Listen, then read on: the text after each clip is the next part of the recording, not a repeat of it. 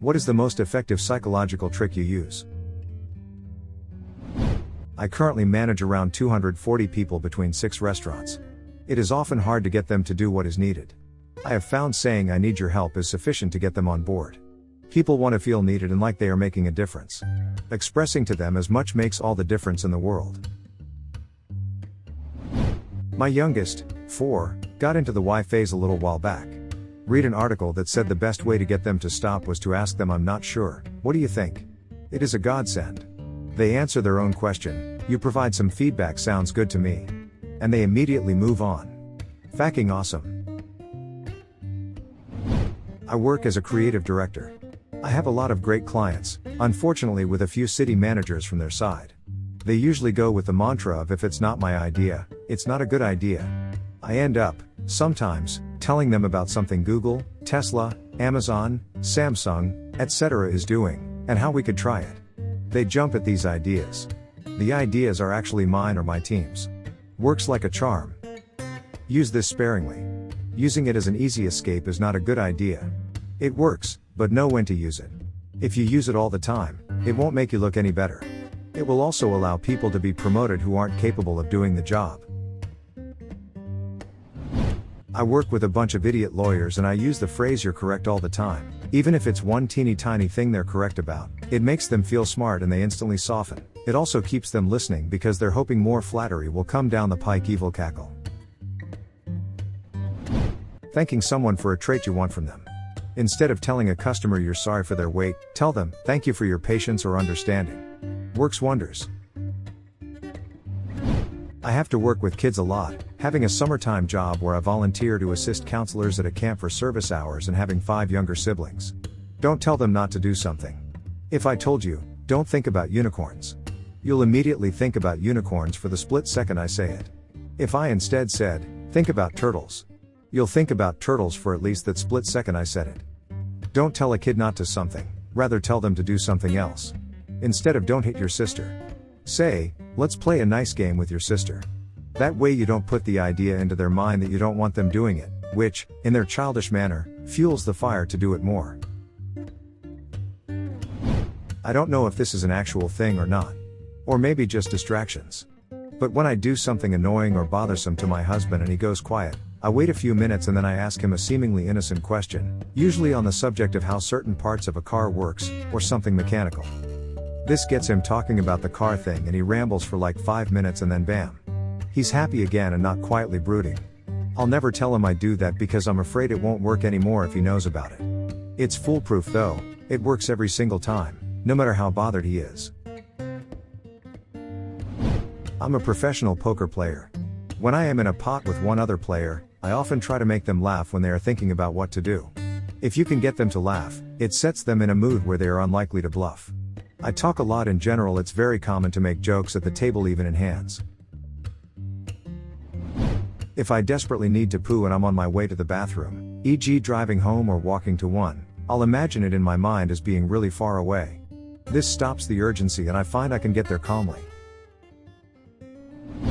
I used this technique at university where I couldn't stand the thought of having to answer questions in front of a group of people. So if you find yourself in a group situation where someone, a leader, tutor, manager, etc., is asking questions that must be answered and you want to avoid being picked so that you don't have to talk, then here is my tip. If the person locks eyes on you as they ask the question, then just as they are about get to the end of their question you break eye contact and look towards another person in the room and hold it. Their attention is diverted to that other person just as the question ends and the person they are now looking at feels compelled to answer.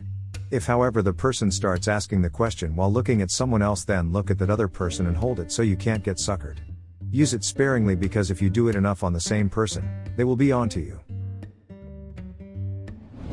When I had something important to say to my kids, I would say it very quietly so that they would listen. They were immune to my yelling, but whispering got their attention. When I'm doing backcountry hiking patrol in a wilderness area, I'm supposed to keep an eye out for people with dogs, which are not allowed. The ranger taught me to ask any dog walkers, "Are you looking for somewhere to walk your dog?" That gives them the chance to pretend they didn't know about the rule, signs posted of course, so they don't lose face. Then I give them a brochure with dog-friendly trails. It's a brilliantly non-confrontational technique, and I use it in other parts of my life. Edit. Many people are asking why no dogs. It has to do with this park being designated wilderness, which is very different from national, state, local, county parks. At this point it's pretty well known, but I've been using it for a few decades and has a special spot for me because I came up with it, and was probably the 3 billionth person to come up with it. Flip a coin if you can't decide something, and then follow whether or not you feel happy or disappointed with the result that it gives you. I'm not sure this counts as a psychological trick, maybe more of a mindset change, but I'll share anyways. I regularly get bored and play video games for hours, or resort to wandering around the kitchen looking for food I wasn't even hungry for. Now, whenever I get bored, I try to force myself to do something productive. Whether that be washing a few dishes, playing with my cats, taking a shower, go for a walk, you get the drift. It's helped with my depression a bit, because I feel like I accomplished something rather than just sitting around boredom eating. Live-in boyfriend grew up really rich, lifelong housekeeper. I'm now the one responsible for cleaning up after him apparently, and aggressively insists on using a bath towel only once. This requires me to do an insane amount of laundry, annoying plus horrible for the environment. I secretly just put them back in the dryer after he uses it, refold them and put them back on the shelf. He has no idea he uses the same towel 2 to 3 times before I wash it. It's wasteful to do so many loads of laundry. Also, I do a similar thing with bottled water. He insists on only drinking Fiji water yet leaves half-empty bottles everywhere and throws them away. I refill the half-empties with tap water and put them back in the fridge. He's been drinking them for months no problem, has no idea. Am I the asshole? If you're looking for an answer to something on the internet, don't form it as a question, do it as an ill-informed response. Example: don't ask what does 2 plus 2 equal? No one will bother to respond. Instead, say with confidence that 2 plus 2 equals 5. You'll get hundreds of comments correcting you, the highest upvote likely the best answer. This is really not too original, but I've seen the wonders positive enforcement does on people's motivation. I teach English to university students. Many of them are in there just because they must and consider learning English a waste of their time. They're usually my worst students. When I give them feedback, I usually heavily stress what they can do already, and congratulate them on their improvement, even if minimal, before telling them the mistakes they had. I do this with all my students, but with those who are particularly dismissive I take extra care to let them know what they're doing right.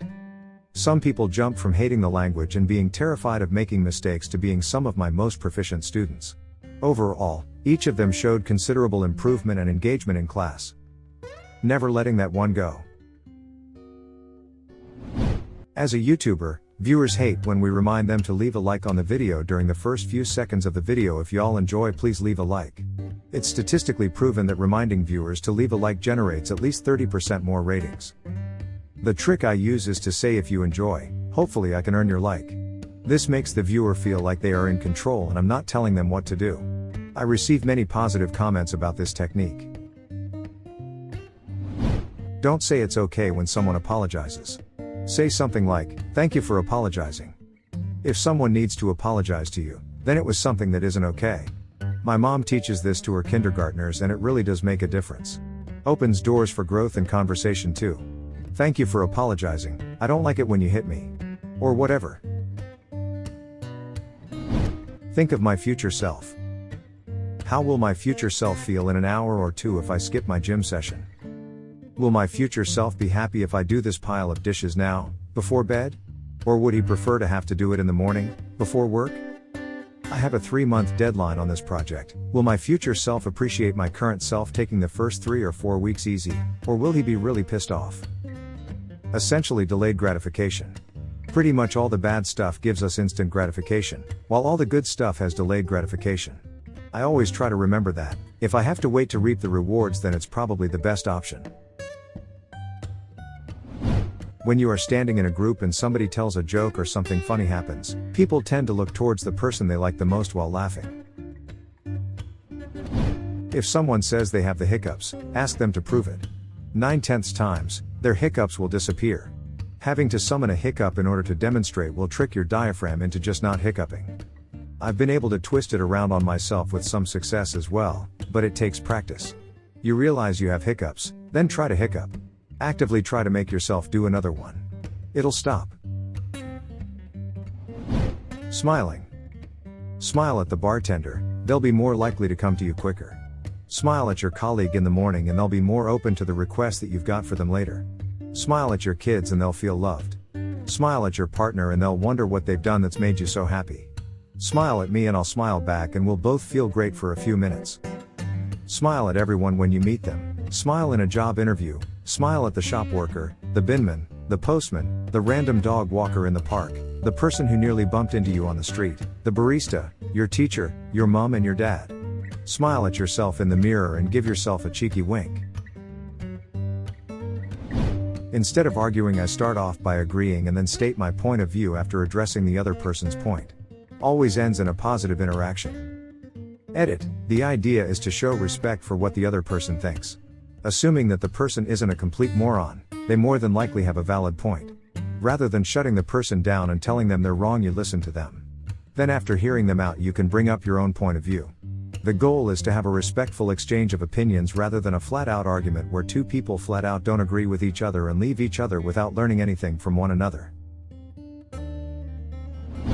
When you need to find out a name, for example. For a lead, you say, "Oh, is John still managing up there?" They go, "No, it's Mark now." If I'm having a conversation that's a bit difficult, or I don't have a lot to say, then I'll repeat the last word or phrase that the other person said, with a slight tilt of my head, as if I'm rephrasing it as a question. Virtually all the time, they'll expand or elaborate on what they said previously, and then move on to something else too. I can keep a whole conversation going just by doing this, but a lot of the time it'll also help the other person to open up and they'll feel like they've been able to have their say. Sometimes it's useful when you don't give a sit and can't be bothered with the conversation, but don't want to be rude. However, it's also very useful when you do want to hear from someone, and genuinely want them to share something. So it can be used for both good and evil. If a child tells you they're afraid of a monster in a closet, instead of telling them there is no monster, ask them to describe the monster and what they think the monster is doing there in the first place. Then ask how to get the monster to leave. It will help them alleviate their fear far more effectively than instinctively trying to tell them there is no monster. When I want someone to like me more, I'll ask them to do me a small favor. Psychologically, people will often convince themselves that they like you as a way to justify their investment in a favor or the expenditure of energy in your behalf. This is dumb and shouldn't work. But I'm a bartender. And if I ask someone if they want another drink and nod my head at the same time, most people are inclined to do it. This will get buried, but when I quit smoking, I left one cigarette in a pack in my car. I called it my last cigarette. I never told myself I was quitting. I was going to save my last one for when I really wanted it. I was a pack a day for 10 years and I'm 4 months smoke-free this month. I still haven't quit. I'm just saving my last one. Instead of asking, "Do you have any questions?" I ask, "What questions do you have?" The first almost always results in silence, and the second lets people feel comfortable to ask questions. Music. Putting headphones in and playing the music that I know I'd want to hear if I was in the mood that I want to be in shifts me over to that mentally, and really helps when I need to calm down or when I need to feel happier. Whenever I know somebody is holding some truth from me, I'll look at them and stay silent, no nodding, no acknowledging, just looking. The silence usually brings out the truth or extra detail. If they squirm around a bit, you know there's something they have exaggerated, etc. This isn't something I've used, but I think it's worth sharing. Darren Brown said that once there was a muscly drunk guy that wanted to beat him up and said the classic, "What are you looking at?" Darren replied with, "The wall outside my house is 4 feet tall." The idea is that it puts the aggravated person on the back foot and takes them out of that adrenaline-filled state. Anyways, he sat down and the guy started crying to him about his girlfriend. He is Darren Brown though, so I wouldn't recommend this to everyone. My wife calls this the simplest, most manipulative thing I do. Whenever I bump into an acquaintance, meaning not friend, just a person I know, I of course say hi and the conversation goes like this. Me: "Hey, how are you name? You look good." Them: "Laugh, thank you, I'm good, how are you?" Me: "I'm great, I'm on the way to wherever I'm going to at the time," and I tell them why too. "So what are you doing here?" Them: "Go into same detail to tell me where they're going and why." Me: "All right, well I won't keep you up any longer than I have a good day name." It leaves people feeling good, Takes away the awkwardness of cutting a convo short and it makes them want to leave. I work in an office. When people stop by my desk and refuse to leave me alone, I will get up and refill my water bottle while they are talking to me. Instead of walking back to my desk, I walk them to theirs. They instinctively will sit down. Then I just sever the convo and get back to work.